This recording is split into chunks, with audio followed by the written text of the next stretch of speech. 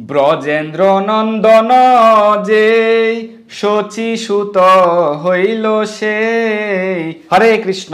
গৌর পূর্ণিমা মহোৎসব বা দোল পূর্ণিমা মহোৎসব কবে পালন করতে হবে, হোলি উৎসব কবে পড়েছে, আজকে আমরা সেই বিষয়ে জানবো। গৌর পূর্ণিমা মহোৎসবের মাহাত্ম্য কথা এবং কিভাবে আপনারা সহজেই বাড়িতেই এই গৌর পূর্ণিমা মহোৎসব বা দোল পূর্ণিমা উৎসব পালন করতে পারবেন, আজকে আমরা সেই বিষয়ে আলোচনা করব।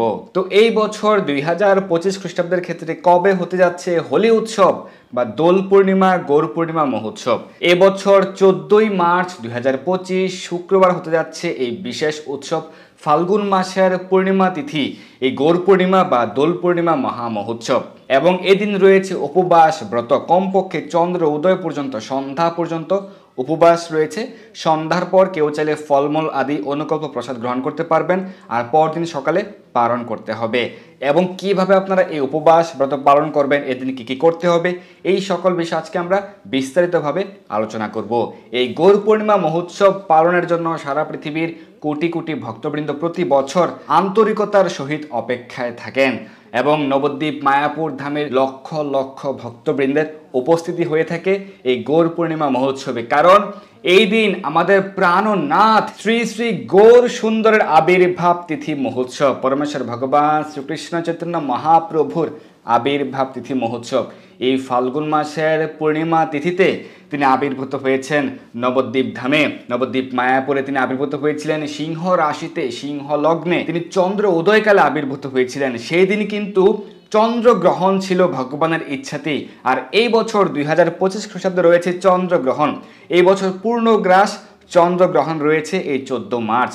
কিন্তু ভারত বাংলাদেশে অদৃশ্য রয়েছে চন্দ্রগ্রহণ, দৃশ্যমান হবে যারা আমেরিকায় রয়েছেন, উত্তর আমেরিকা মহাদেশে, দক্ষিণ আমেরিকা মহাদেশে দৃশ্যমান হবে। কিন্তু এই বছর তো আমাদের পৃথিবীতে হচ্ছে এই চন্দ্রগ্রহণ, তো সেই কারণে এই বিশেষ সুযোগ অবশ্যই গ্রহণ করা উচিত।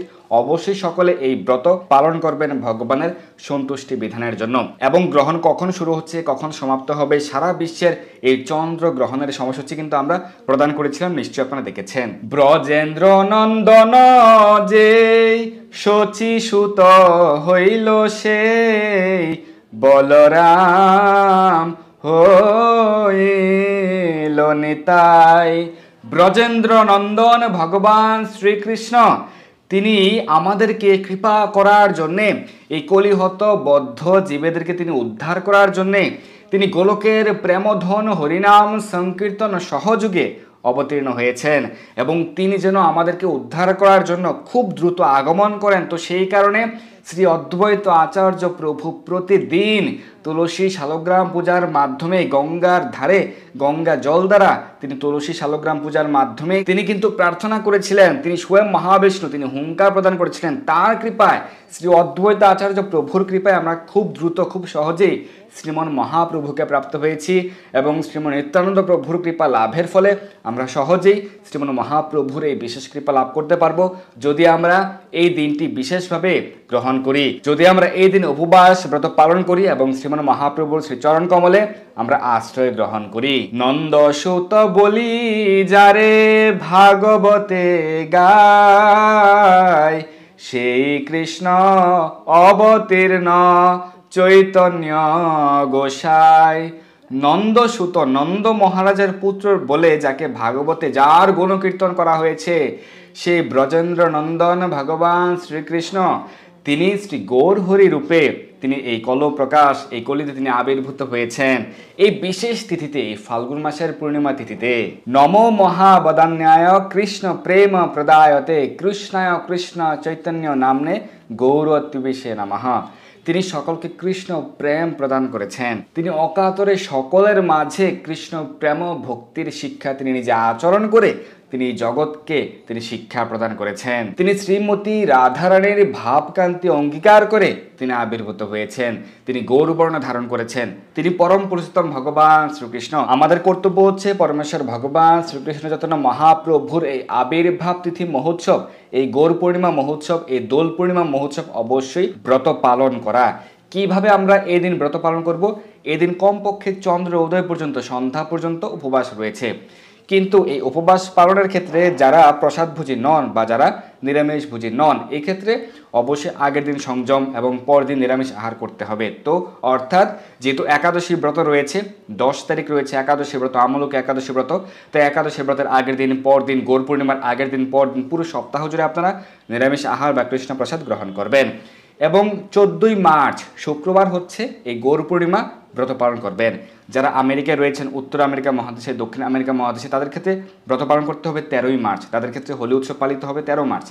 কিন্তু যারা ভারত বাংলাদেশে রয়েছেন, মধ্যপ্রাচ্যে রয়েছেন, এশিয়া মহাদেশে রয়েছেন, সেক্ষেত্রে অবশ্যই 14 মার্চ ব্রত পালিত হবে এবং হোলি উৎসব পালিত হবে এই 14ই মার্চ। তো কি করতে হবে? এদিন সন্ধ্যা পর্যন্ত উপবাস, নির্জল উপবাস, এবং সন্ধ্যার পরে আপনারা ফলমূল আদি অনুকল্প প্রসাদ গ্রহণ করতে পারবেন একাদশীর মতো করে।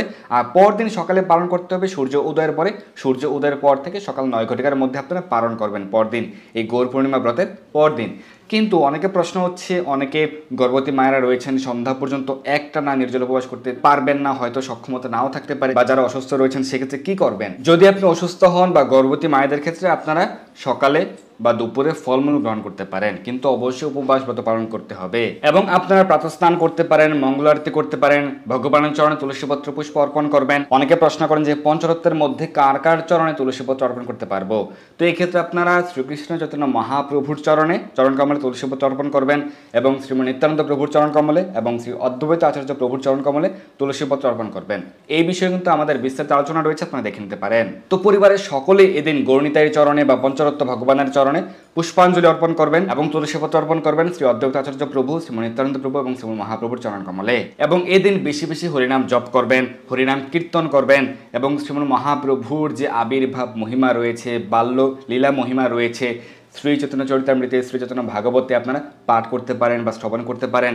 এবং শ্রীমৎ মহাপ্রভুর অষ্টতর শতনাম রয়েছে, 108 নাম, বিভিন্ন অষ্টকম রয়েছে, স্তোত্রম রয়েছে, এগুলো আপনারা পাঠ করতে পারেন বা শ্রবণ করতে পারেন। এবং যেহেতু হোলি উৎসব বা দোল পূর্ণিমা, দোল উৎসব, তো সেই কারণে অনেকে কিন্তু ভগবানকে আবির প্রদান করেন। অনেকে কি করেন, তাদের গুরুজনদের, বড়দের পায়ে বা চরণে আবির প্রদান করেন না, সেটি করবেন না। আপনারা ভগবানের চরণ কমলে আবির প্রদান করতে পারবেন। কারণ ভগবানকে সন্তুষ্ট করার জন্য ব্রজ গোপিকারা তারা ভগবানকে আবির প্রদান করেছিলেন, তারা রাধাকৃষ্ণের উদ্দেশ্যে আবির প্রদান করেছিলেন। তো সেই কারণে এটি ভগবানকে সন্তুষ্ট করার জন্য কিন্তু ব্যবহৃত হয়। তাই আপনি ভগবানের চরণ কমলে আবির প্রদান করতে পারবেন, ভগবানের মুখমণ্ডলে আপনি আবির প্রদান করতে পারবেন। কিন্তু আমাদের ক্ষেত্রে বা এই মনুষ্যদের ক্ষেত্রে আমরা প্রসাদী আবির, ভগবানকে অর্পিত এই প্রসাদী আবির অন্যদেরকে প্রদান করতে পারি। অন্যদের, সেটি গুরুজন হতে পারে, সকলের আমরা মুখমণ্ডলে বা ললাটে আমরা প্রদান করতে পারি, কিন্তু চরণে নয়, পায়ে নয়। এবং এই গৌর পূর্ণিমাতে কিন্তু বিশেষভাবে মহা অভিষেক হয়ে থাকে। আপনারা নিকটস্থ ইস্কন মন্দিরে গিয়ে যুক্ত হতে পারেন, সন্ধ্যার পূর্বেই মন্দিরে চলে যেতে পারেন, তাহলে আপনারা এই অভিষেকে যুক্ত হতে পারবেন। অথবা আপনারা বাড়িতেও চাইলে শ্রীমৎ মহাপ্রভুর অভিষেক করতে পারেন। আপনারা বাড়িতে গৌরনিতাই ভগবানের, অনেকে বাড়িতে গৌরনিতাই ভগবানের শ্রী বিগ্রহ রয়েছে বা চিত্রপট রয়েছে বা পঞ্চরত্ন চিত্রপট রয়েছে, আপনারা অভিষেক করতে পারেন সন্ধ্যার সময়ে। সন্ধ্যার পূর্বে আপনারা স্নান করে, শুদ্ধ বস্ত্র পরিধান করে, আপনার তিলক আচমন করে শ্রীমৎ মহাপ্রভুর, গৌরনিতাই ভগবানের বিশেষভাবে মহা অভিষেক করবেন, মহা আরতি করবেন এবং বিশেষভাবে ভোগ নিবেদন করবেন। এবং এই দিন যেহেতু উপবাসও রয়েছে, আবার চন্দ্রগ্রহণ রয়েছে, তো চন্দ্রগ্রহণের সময় বা গ্রহণকালে অনেকে খাবার গ্রহণ করেন না, তো সেটির জন্য এই বছর আর উদ্বিগ্ন হতে হবে না, কারণ অলরেডি উপবাস পড়ছে, গৌর পূর্ণিমা ব্রতের উপবাস রয়েছে, এর মধ্যে আপনার গ্রহণের যে নিয়মাবলী সেটিও আপনার পালন হয়ে যাবে। তবে যারা আমেরিকাতে রয়েছেন, কানাডাতে রয়েছেন, উত্তর আমেরিকা মহাদেশে, দক্ষিণ আমেরিকা মহাদেশে, তাদের ক্ষেত্রে যেহেতু ব্রত পালন করতে হবে 13 তারিখ, আর তাদের ক্ষেত্রে গ্রহণ শুরু হবে 13 তারিখ রাত্র 11টা বা 12 ঘটিকা মধ্যরাত্রে। তো সেই কারণে তারা কিন্তু সন্ধ্যা পর্যন্ত উপবাস পালন করে সন্ধ্যার পর অনুকল্প প্রসাদ গ্রহণ করবেন। এরপর আপনাদের ক্ষেত্রে বেশ কিছু সময় পরে শুরু হচ্ছে গ্রহণ। এবং যেহেতু এই বছর আমেরিকাতে, উত্তর আমেরিকা মহাদেশে, দক্ষিণ আমেরিকা মহাদেশে এই চন্দ্রগ্রহণ দৃশ্যমান রয়েছে, তো সেই কারণে সেখানে কিন্তু মধ্যরাত্রিতে হলেও গ্রহণের নিয়মাবলী আপনারা পালন করার চেষ্টা করবেন। এই বিষয়ে কিন্তু আমাদের বিস্তারিত আলোচনা রয়েছে, আপনারা দেখে নিতে পারেন। আর যারা ভারত বাংলাদেশে রয়েছেন, যদিও অদৃশ্য চন্দ্রগ্রহণ, অদৃশ্য, তো সেই কারণে পালনের আবশ্যকতা না থাকলেও অলরেডি পালন হয়ে যাবে, কারণ এদিন কিন্তু উপবাস ব্রত রয়েছে। আর পরদিন এই গৌর পূর্ণিমা বা দোল পূর্ণিমা ব্রতের পরদিন আপনারা বিশেষভাবে বাড়িতে অন্ন ব্যঞ্জন রান্না করে ভগবানকে ভোগ নিবেদন করবেন। যত প্রকার ব্যঞ্জন সম্ভব আপনি রান্না করে ভগবানকে বিশেষভাবে ভোগ নিবেদন করবেন, কারণ এদিন রয়েছে জগন্নাথ মিশ্র উৎসব। এবং মন্দিরগুলিতে, ইস্কন মন্দিরগুলিতে বিশেষভাবে উদযাপন করা হয় জগন্নাথ মিশ্র উৎসব। আপনারা বিশেষভাবে ভগবানকে ভোগ নিবেদন করতে পারেন অন্ন ব্যঞ্জন প্রভৃতি দ্বারা। সেটি গরু পূর্ণিমার পরদিন সকালে হতে পারে বা দুপুরে হতে পারে, আপনাদের সুযোগ সুবিধা মতো আপনারা ভোগ নিবেদন করবেন। আর পারণের ক্ষেত্রে সকাল 9 ঘটিকার মধ্যে আপনারা অন্ন বা রুটি বা ছাতু বা চিরা প্রসাদ গ্রহণ করে পারণ করবেন। তো শ্রীমন মহাপ্রভু যেদিন আবির্ভাব লীলা সম্পাদন করেছিলেন সেই দিন কিন্তু সিংহ রাশি ছিল, অর্থাৎ চন্দ্রদেব তিনি সিংহ রাশিতে অবস্থান করেছিলেন। আর এই বছরের ক্ষেত্রে 14 তারিখ কিন্তু চন্দ্রদেব সিংহ রাশিতে অবস্থান করছেন, চন্দ্র সিংহ রাশিতে রয়েছে। সেই দিনও কিন্তু চন্দ্রগ্রহণ হয়েছিল ভগবানের ইচ্ছানুসারে, এবং হাজার হাজার লক্ষ লক্ষ ভক্তবৃন্দ তারা কিন্তু গঙ্গায় অবগাহন করেছিলেন, গঙ্গা স্নান করেছিলেন। হরিবোল ধ্বনিতে পুরো নবদ্বীপ ধাম, পুরো ভারত ভূমি কিন্তু হরিবোল ধ্বনিতে হরিনামে প্লাবিত হয়েছিল ভগবানের ইচ্ছানুসারে। তো এবারও কিন্তু চন্দ্রগ্রহণ রয়েছে, আপনারা অবশ্যই বিশেষভাবে হরিনাম জপ করবেন, হরিনাম সংকীর্তন করবেন। এর মাধ্যমে আমরা সহজেই ভগবান শ্রীকৃষ্ণ চৈতন্য মহাপ্রভুকে সন্তুষ্ট করতে পারবো, কারণ তিনি হরিনাম সহযোগে আবির্ভূত হয়েছিলেন। এই কলিযুগে হরিনাম ছাড়া জীবের উদ্ধারের অন্য কোনো গতি নেই। হরের নাম হরের নাম ইব কেবলম কলো নাস্তিব গতির অন্যথা, অন্য কোনো গতি নেই হরিনাম ছাড়া উদ্ধার লাভের। তো সেই কারণে তিনি অত্যন্ত দয়াপরবশ হয়ে তিনি আমাদেরকে উদ্ধার করার জন্য তিনি আবির্ভূত হয়েছিলেন। কেন? কারণ সেই সময় নবদ্বীপ ধাম অত্যন্ত সমৃদ্ধশালী ছিল, সেটি বিদ্যায় হতে পারে, বাণিজ্যে হতে পারে, প্রত্যেক ক্ষেত্রে কিন্তু নবদ্বীপ ধাম অত্যন্ত প্রাচুর্যে সমৃদ্ধময় ছিল। কিন্তু লোকেরা ছিলেন কৃষ্ণ বহির্মুখ, তারা কৃষ্ণ ভক্তির অনুশীলন করতেন না। তাদের অভাব ছিল হচ্ছে কৃষ্ণ ভক্তির, কৃষ্ণ প্রেমের, কৃষ্ণ নামের। সেই সময় যারা গীতা ভাগবত পাঠ করতেন, গীতা ভাগবত পাঠ করে অন্যদেরকে শোনাতেন, তারাও কিন্তু কৃষ্ণ ভক্তির ব্যাখ্যা করতেন না। এবং মুষ্টিমেয় কয়েকজন শ্রীমন মহাপ্রভুর পার্ষদ তারাই শুধুমাত্র হরিনাম করতেন, তারা কৃষ্ণ ভক্তির শিক্ষা প্রদান করতেন। শ্রী অদ্বৈত আচার্য প্রভু, শ্রীবাস আদি শ্রীমন মহাপ্রভুর পার্ষদগণ, মুষ্টিমেয় পার্ষদগণ। কিন্তু বেশিরভাগ 99% লোকেরাই যেহেতু কৃষ্ণ বহির্মুখ বা কৃষ্ণ ভক্তি থেকে বিচ্যুত ছিল, তো সেই কারণে শ্রী অদ্বৈত আচার্য প্রভুর এই প্রার্থনায় শ্রীমন মহাপ্রভু তিনি হরিনাম সহযোগে খুব দ্রুত অবতীর্ণ হয়ে তিনি আমাদেরকে উদ্ধার করার জন্য তিনি আমাদের মাঝে, সকলের মাঝে অকাতরে হরে কৃষ্ণ মহামন্ত্র, হরিনাম, গোলকের প্রেমধন, হরিনাম সংকীর্তন তিনি বিতরণ করেছেন। তো সেই কারণে শ্রী চৈতন্য চরিতামৃতের আদি খণ্ডের 2য় অধ্যায়ের 22 নম্বর পয়ারে বলা হয়েছে, সেই তো গোবিন্দ সাক্ষাৎ চৈতন্য গোসাই, জীবন নিস্তারিতে হইছে দয়ালু আর নাই। তার মতো দয়ালু আর কে আছে, যিনি এই সকল জীবকুলকে উদ্ধার করার জন্য, নিস্তার প্রদান করার জন্য, উদ্ধার করার জন্য, জগৎবাসীকে উদ্ধার করার জন্য তিনি আবির্ভূত হয়েছেন। এখন আমরা সংক্ষেপে চৈতন্য চরিতামৃত, চৈতন্য ভাগবত থেকে শ্রীমন মহাপ্রভুর লীলা মহিমা আমরা সংক্ষেপে শ্রবণ করব। এখানে দেখতে পাচ্ছি যে 5ম শ্লোকে উল্লেখ রয়েছে, ইয়দ অদ্বৈতম ব্রহ্ম উপনিষদি তদ অপি অস্য তনুভা। অর্থাৎ যাকে উপনিষদে পরম ব্রহ্মরূপে বর্ণনা করা হয়েছে, তিনি হচ্ছেন এই শ্রীকৃষ্ণ চৈতন্য মহাপ্রভুর অঙ্গকান্তি বিশেষ। পরবর্তী লাইনে বলা হয়েছে, ইয় আত্মা অন্তর্যামী পুরুষ ইতি সু অস্য অংশ বিভবঃ। অর্থাৎ যোগশাস্ত্রে যোগীরা যে পুরুষকে অন্তর্যামী পরমাত্মা বলেন, তিনিও এই শ্রীকৃষ্ণ চৈতন্যের অংশ, বৈভব মাত্র। তাই এই আদি খণ্ডের 109 নম্বর পয়ারে বলা হয়েছে, সেই কৃষ্ণ অবতারী ব্রজেন্দ্র কুমার, আপনে চৈতন্য রূপে কৈলয় অবতার। অর্থাৎ পরমেশ্বর ভগবান শ্রীকৃষ্ণ চৈতন্য মহাপ্রভু তিনি কিন্তু অবতার নন, তিনি সকল অবতারের অবতারী। তিনি ব্রজেন্দ্র কুমার, ঈশ্বর পরম কৃষ্ণ সচিত আনন্দ বিগ্রহ, অনাদির আদি গোবিন্দ সর্বকারণ কারণম। তো তিনি শ্রীমতী রাধারানীর ভাবকান্তি অঙ্গীকার করে তিনি আবির্ভূত হয়েছেন। তিনি স্বয়ং পরম পুরুষোত্তম ভগবান ব্রজেন্দ্র নন্দন শ্রীকৃষ্ণ স্বয়ং।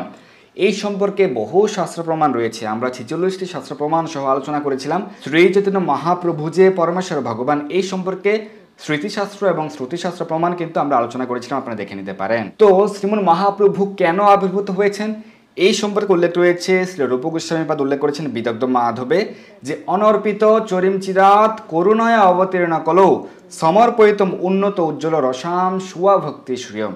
যা পূর্বে কখনোই অর্পিত হয়নি, যা পূর্বে কখনোই প্রদান করা হয়নি, সেই বিশেষ সম্পদ, সেই বিশেষ ভক্তি সম্পদ তিনি আমাদের মাঝে বিতরণ করার জন্য তিনি আবির্ভূত হয়েছিলেন।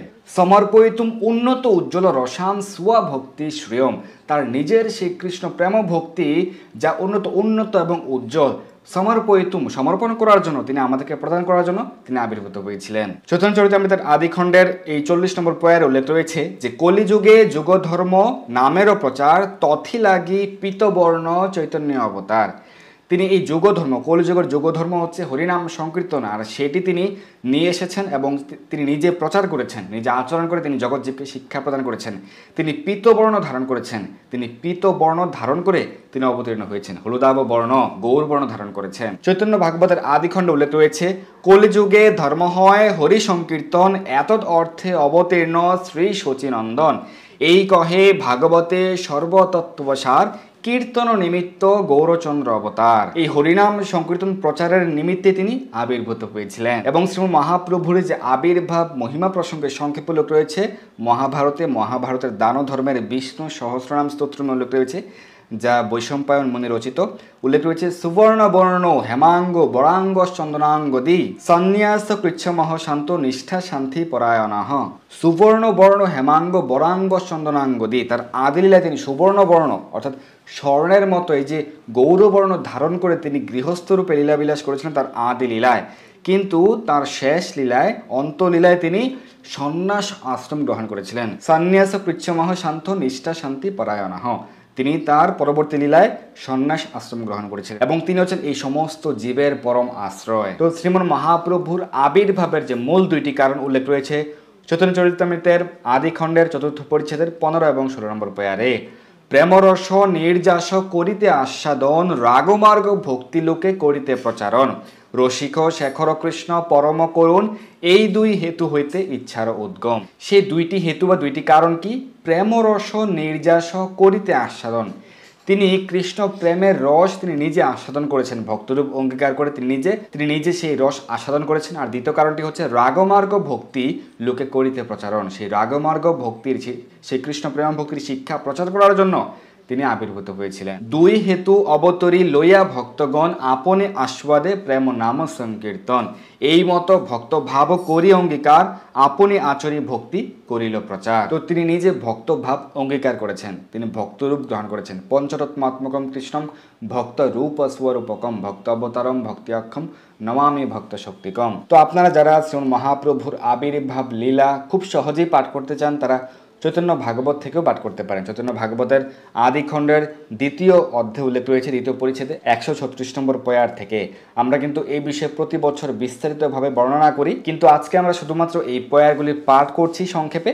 তাহলে আপনারা শুধুমাত্র শ্রবণ করুন, আপনারা বাড়িতেও কিন্তু চৈতন্য ভাগবত থেকে পাঠ করতে পারেন। নবদ্বীপে আছে জগন্নাথ মিশ্রবর, বসুদেব প্রায় তেহু স্বধর্মে তৎপর, উদার চরিত্র তেহ ব্রহ্মণ্যের সীমা, হেন নাহি যাহা দিয়া করিব উপমা। কি কশ্যপ দশরথ বসুদেব নন্দ, সর্বময় তত্ত্ব জগন্নাথ মিশ্র চন্দ্র, তান পত্নী শচী নাম মহাপতিব্রতা, মূর্তিমতী বিষ্ণু ভক্তি সেই জগন মাতা।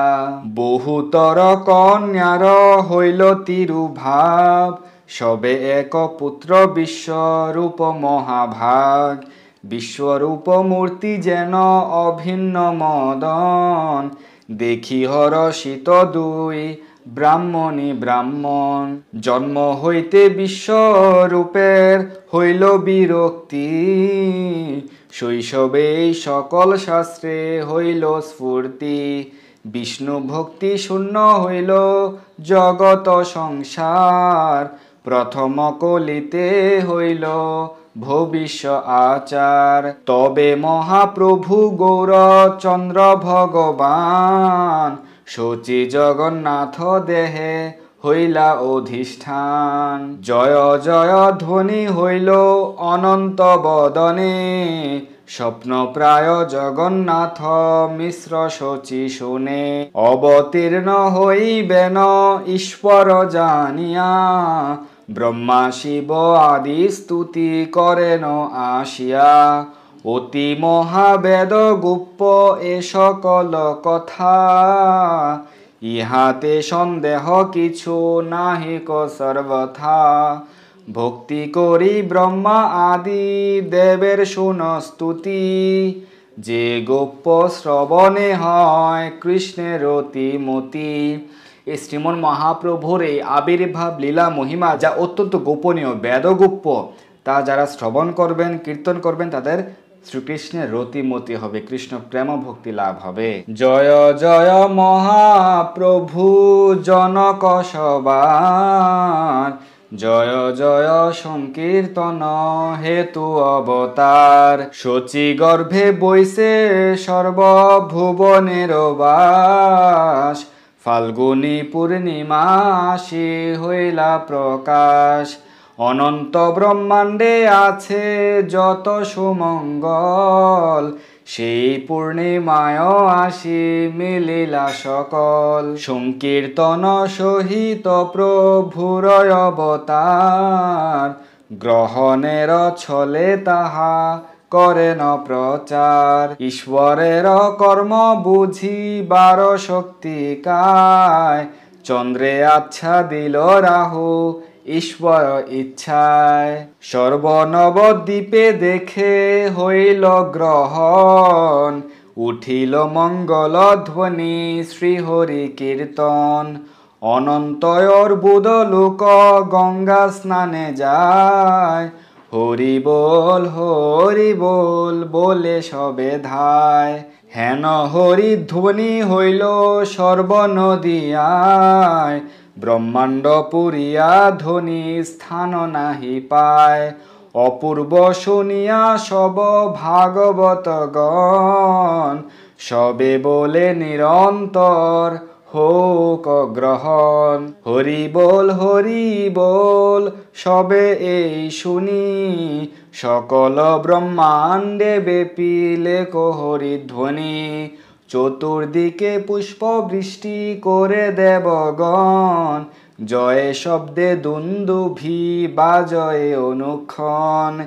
হেনই সময়ে সর্বজগত জীবন, অবতীর্ণ হইলেন শ্রী শচীনন্দন। জয় শ্রী শচীনন্দন গৌর হরি কি জয়। তো এইভাবে শ্রীমন মহাপ্রভুর আবির্ভাব লীলা মহিমা অত্যন্ত সুন্দরভাবে বর্ণনা করা হয়েছে শাস্ত্রে। আপনারা পাঠ বা শ্রবণ করতে পারেন, কীর্তন করতে পারেন। তো আপনারা সকলে অবশ্যই এই গৌর পূর্ণিমা মহা মহোৎসব দোল পূর্ণিমা হোলি উৎসব পালন করবেন এবং শ্রীমন মহাপ্রভু শ্রীচরণ কমলের আশ্রয় গ্রহণ করবেন।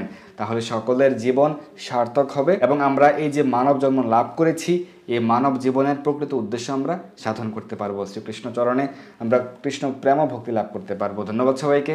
হরে কৃষ্ণ।